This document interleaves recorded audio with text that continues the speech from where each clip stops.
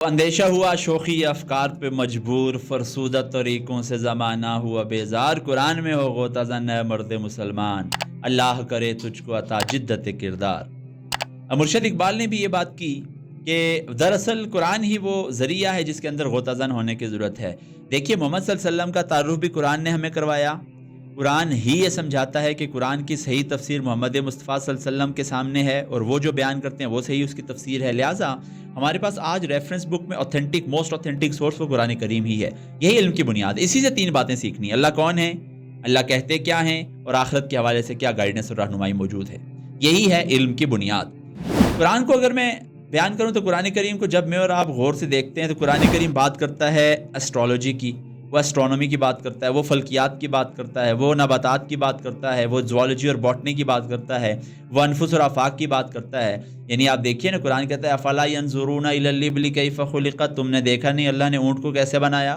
قرآن کہتا ہے تبارک الذی جعل فی السماء بروجا وجعل فیہا سراجا وقمرا منیرا۔ قرآن کریم تو سورج کی اور چاند کی اور تاروں کی بات کرتا ہے۔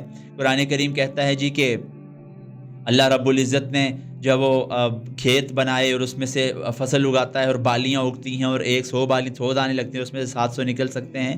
قرآن کریم نباتات کی باتیں کرتا ہے۔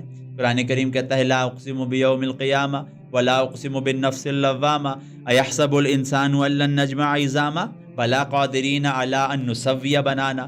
قرآن کریم انسان کی باڈی کی بات کرتا ہے، وہ پور کی بات کرتا ہے، فنگر پرنٹس کی بات کرتا ہے۔ تو یہ کوئی کہہ سکتا ہے کہ قرآن کریم میں تو یہ سب باتیں ہیں اور بہت ساری باتیں اور بہت بکھری باتیں ہیں، لیکن یہ باتیں کیوں اللہ رب العزت نے کی؟ کیا یہ قرآن کے موضوعات ہیں؟ قرآن کا موضوع کیا سائنس ہے؟ قرآن کا موضوع کیا فلکیات ہے؟ قرآن کا موضوع کیا جیولوجی ہے یا جیوگرافی ہے؟ کیا ہے قرآن کا موضوع؟ حضور والا جب تک یہ بات سمجھ نہیں آئے گی اس وقت تک علم کی اس بنیاد تک ہم نہیں پہنچ سکیں گے۔ قرآن کا موضوع دراصل انسان ہے اور انسان سے مطلوب اسلام ہے۔ یہ فکرہ ایسا ہے کہ اگر یہ ہمیں یاد رہے تو پھر قرآن اور قرآن کا ترجمہ اور اس کی تفسیر پڑھنے کا مزہ آتا ہے۔ قرآن تمام تر باتیں اس بات پر کرتا ہے کہ وہ انسان کو کچھ سمجھانا چاہتا ہے، اور انسان کو سمجھانا چاہتا ہے وہ یہ ہے کہ انسان سے مطلوب ہے اسلام۔ یعنی قرآن یہ سمجھانا چاہتا ہے کہ دیکھو ستاروں اور سیاروں کو دیکھو، دیکھو تم جانوروں کو دیکھ لو، دیکھو تم اپنے جسم کو دیکھ لو، دیکھو نباتات کو دیکھ لو، دیکھو تم اب جمادات کو دیکھ لو، یہ سارے کے سارے میری اوبیڈینس کر رہے ہیں، یعنی اسلام پر چل رہے ہیں۔ لہٰذا اے انسان تو بھی میری اوبیڈینس پر چل، یعنی اسلام پر چل۔ یہ ہے قرآن کا سارا موضوع۔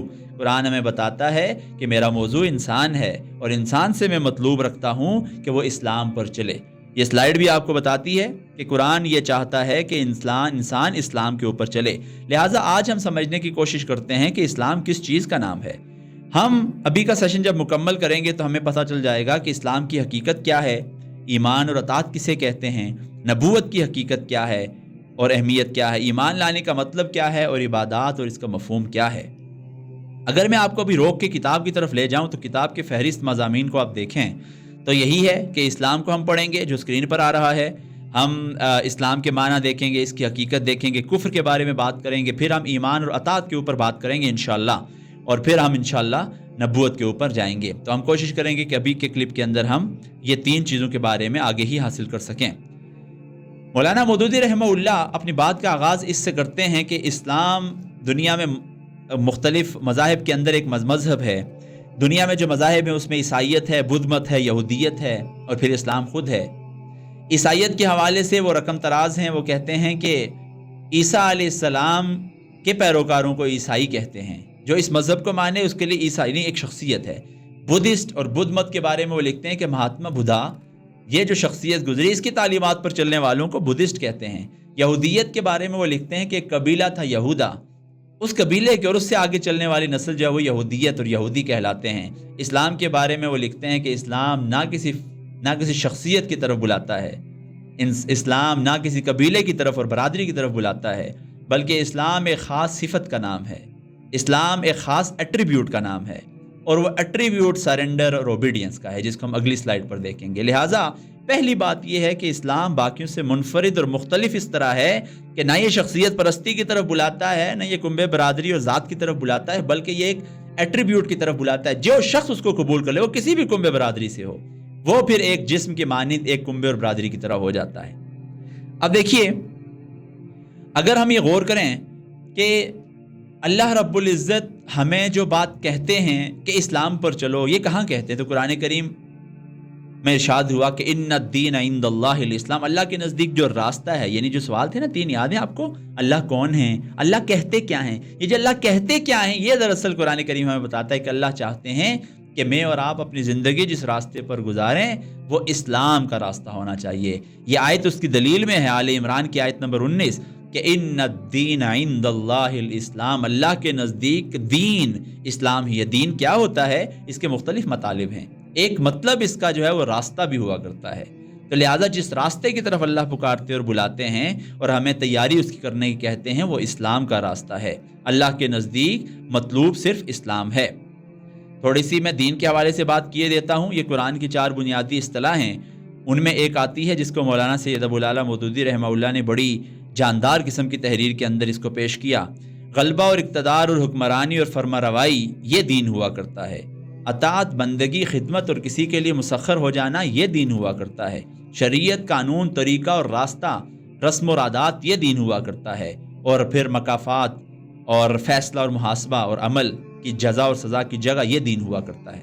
तो आप देखें इनमें से जिस माना को आपने, अल्लाह कहता है इन्ना दीन, या अल्लाह के नज़दीक गलबा और इक़्तिदार इस्लाम का होना चाहिए, इताअत और बंदगी इस्लाम की होनी चाहिए, तरीका और रास्ता इस्लाम का होना चाहिए और फैसला इस्लाम के मुताबिक होगा। इन्ना दीन इंदल्लाहिल इस्लाम। इसलिए इस्लाम का जानना बड़ा ज़रूरी है। लफ्ज़ इस्लाम को अगर हम देखें तो मौलाना मौदूदी ने इसको एक लफ्ज़ के अंदर कैद कर दिया। वो ये फरमाते हैं कि इस्लाम के माना अताअत, फर्माबरदारी के हैं। इंग्लिश में इसको सबमिशन कहा जा सकता है, सरेंडर कहा जा सकता है, ओबीडियंस कहा जा सकता है। लिहाजा ये एट्रीब्यूट, ये सिफत जिसके अंदर आ जाए वो मुस्लिम बन जाता है। ये बात करने के बाद मैं अगर आपके सामने कायनात का जिक्र करूं, ज़रा रुक जाइए और ठहरिए। कायनात, कौन सी कायनात? कायनात वो है जिसकी वीडियो अभी चंद ही लम्हे में मैं आपको दिखाता हूं। ये वीडियो हमें बताती है कि कायनात अभी ऑब्जर्वेबल यूनिवर्स है कितनी। ये कोई 350 अरब नूरी साल की कायनात है। और नूरी साल का मैंने वाज़े किया कि एक नूरी साल का मतलब ये होता है कि एक रोशनी का ज़र्रा जिसकी स्पीड इतनी तेज़ है कि ज़मीन के गिर्द 7.5 चक्कर लगा सकता है, वो अगर एक स्पीड से भागता रहे, वो ज़र्रा 350 अरब साल में जितना फासला तय करेगा, ये फासला होता है 350 अरब नूरी साल। ये ऑब्जर्वेबल यूनिवर्स जो मेरे आपके सामने है, ये यूनिवर्स को ज़रा आप देखें। कुरान करीम कहता है तबारकल्लज़ी बियदिहिल मुल्क व हुवा अला कुल्लि शैइन क़दीर अल्लज़ी खलक़ल मौत वल हयात लियब्लुवकुम अय्युकुम अहसनु अमला अल्लज़ी खलक़ सबअ समावातिन तिबाक़ा मा तरा फ़ी ख़ल्क़िर रहमानि मिन तफ़ावुत। ये कायनात अल्लाह जिक्र करता है कि अल्लाह ने तय बताए आसमान बनाए। तुम ढूंढना शुरू करो, इसके अंदर कोई रखना निकाल के दे दो, कोई कजी और कोताही और कमी निकाल के दे दो। तुम नहीं ढूंढ सकोगे। तुम्हारी नज़र फर्जिल बसर कर्रतैनि यनक़लिब, तुम्हारी नज़र लौट आएगी तुम्हारी तरफ नाकाम पलट कर। सामीन मोहतरम, ये कायनात सारे की सारी जिस मकसद के लिए बनाई गई उस मकसद पर चल रही है, यानी ओबीडियंट है, यानी ओबीडियंस के अंदर है। आप कायनात को गौर से देखिए। मैं वैसे चंद नाम जो सामने स्क्रीन पर हैं वो दिखा देता हूँ। सूरज, आप कभी मस्जिद में जाइए ना तो एक कैलेंडर लगा होता है। 1 जनवरी को तुलुए आफ्ताब, 2 जनवरी को तुलुए आफ्ताब, गुरूब आफ्ताब, 3 को 31 दिसंबर तक 365 दिन का कैलेंडर बना हुआ है। सूरज अपने निकलने और गुरूब होने में 1%, एक आयोटा की भी 1% और 1 मिनट और सेकंड की भी ताखीर या जल्दबाजी नहीं करता। क्या है ये ओबीडियंस है। इसी तरीके से पूरा आप दुनिया और कायनात की सारी चीज़ें देखिए। आग का अगर मैं जिक्र करूँ, आग का मकसद है जलाना, आग का मतलब है रोशनी देना। आग की बुनियादी खासियत है कि वो जलाएगी, लेकिन तारीख़ में आपको कभी नज़र नहीं आएगा कि उसने अपनी इस बुनियादी खासियत को छोड़ा हो। ना, रुक जाइए। इब्राहीम अलैहिस्सलाम के वाक़े को याद कीजिए। बेखतर कूद पड़ा आतिश नमरूद में इश्क, अक्ल है महवे तमाशाए लबे बाम अभी। ये वाक़या हमें ये बताता है कि एक वक्त ऐसा गुजरा है कि या नारकूनु बर्दन सलामन वाला अला इब्राहीम, ए आग ठंडी हो जाए इब्राहीम अलैहिस्सलाम के ऊपर। आग ने अपनी बुनियादी खासियत यानी जलाना छोड़ दिया, लेकिन एक बात और एक खासियत को नहीं छोड़ा, और वो ये थी कि ओबीडियंस। यानी आप गौर कीजिए, आग के मसले के ऊपर आपको समझ आएगी कि आग भी अल्लाह की ओबीडियंस के अंदर ऑपरेट करती है। तो कायनात सारी, जब कोई चीज़ ओबीडियंस के अंदर ऑपरेट करे, यानी कायनात सारी, तो कायनात को मुस्लिम कहा जाएगा, फर्मा बरदार ओबीडियंट कहा जाएगा, इस्लाम पर चलने वाला कहा जाएगा। लिहाजा कायनात सारी मुस्लिम है। آپ انسان کی باڈی پر غور کیجئے. یہ ایک چھوٹا سا کلپ یہ میں آپ کو دکھاتا ہوں. آپ اس کلپ کو دیکھیے, آپ کو اندازہ ہوگا کہ انسان کی باڈی جو بڑی کمپلیکس قسم کی ہے, جس کام کے لیے جو عضو بنایا گیا وہ عضو وہ کام کر رہا ہے. یعنی انسان کی باڈی بھی مسلم اور اوبیڈینٹ ہے. لہٰذا اسلام کی باڈی جو اوبیڈینس کے اندر ہے اس کو ہم کہیں گے باڈی مسلم ہے. اب آپ دیکھیں تو اتنی بڑی کائنات میں وہ ساری مسلم اور فرمانبردار ہے, انسان کی باڈی وہ مسلم اور فرمانبردار ہے. پھر انسان کو جو اختیار تھوڑا سا ملا اس میں اگر وہ فرمانبرداری نہیں کرتا تو یہ وہ بات ہے جس کو قرآن کریم کہتا ہے کہ یا ایھا الانسان ما غرک بربک الکریم, اے انسان تجھے کس چیز نے اپنے رب کی طرف سے دھوکے میں ڈال کے رکھا ہوا ہے. جب ہم نے دیکھا تو اب یہ ایک ایکویشن ہے, سائنٹیفک ایکویشن ہے, میتھمیٹیکل ایکویشن ہے, جس کو آپ اگر دیکھیں یہ صحیح ڈیفینیشن ہمیں سمجھاتی ہے کہ مسلمان کون ہوتا ہے, مسلم کون ہوتا ہے. دیکھیں جب انسان کے پاس اختیار نہیں ہے, کائنات جس کے اندر جس ماحول کے اندر بھی وہ پیدا ہوا حقیقتاً وہ مسلم ہی ہے. کیوں؟ اس کے پاس اختیار نہیں ہے, اس کے پاس باڈی ہے اور باڈی ساری اوبیڈینس کے اندر ہے. اس کے پاس آپ یونیورس ہے, کائنات ہے, جس ماحول کے اندر وہ پیدا وہ کائنات ساری فطرتاً وہ ساری چیزیں مسلمان ہیں. اسی لیے کہا جاتا ہے کہ نبی مکرم صلی اللہ علیہ وسلم نے فرمایا کہ جب کوئی بچہ پیدا ہوتا ہے تو وہ مسلمان پیدا ہوتا ہے, یعنی فطرت پر پیدا ہوتا ہے. پھر اس کے والدین اس کو مجوسی اور یہودی اور عیسائی اور نصرانی بنا دیتے ہیں. مطلب کیا اس بات کا؟ اس بات کا مطلب یہ ہے کہ کوئی بچہ پیدا ہوا, نام اس کا اسٹیفن رکھ لیا جائے, رام پرشاد رکھ لیا جائے, کوئی بھی نام رکھ لیا جائے, اس کے پاس ابھی اختیار نہیں ہے. اس کا مطلب وہ بچہ اصلاً اس وقت مسلمان ہے. اس کے پاس باڈی ہے, وہ مسلم ہے, وہ آپریٹ ایسے کر رہی ہے جیسے اللہ نے بتایا. جس کائنات کے اندر وہ پیدا ہوا وہ کائنات ایسے آپریٹ کرے جس طرح اللہ نے اس کو کہا. لہٰذا جب تک اس کے پاس اختیار, مرضی, چوائس, اتھارٹی نہیں آ جاتی اس وقت تک وہ بچہ مسلمان ہی گردانا چاہے گا. مسئلہ کہاں پیدا ہوتا ہے؟ جب شعور کی آنکھ کھلی, آپشن اور چوائس کی اتھارٹی آ گئی, اس وقت جو ایکویشن میں لکھا ہے اختیاری طور پر اگر اس نے کہا کہ نہیں میں اوبیڈینس نہیں کرتا اللہ کی, تب فیصلہ ہوتا ہے کہ اوکے یہ بندہ اب مسلمان نہیں ہے. تب سے پہلے اس سے پہلے وہ مسلمان ہوا کرتا ہے.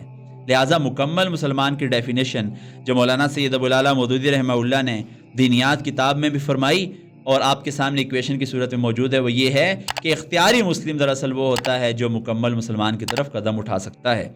یہ وہ موضوع تھا جس کو میں نے آپ کے سامنے پیش کیا باب اول میں سے کہ اسلام اور اس کی تشریحات کیا ہیں. اس پر مولانا مودودی نے مکمل مسلمان کی تعریف دی.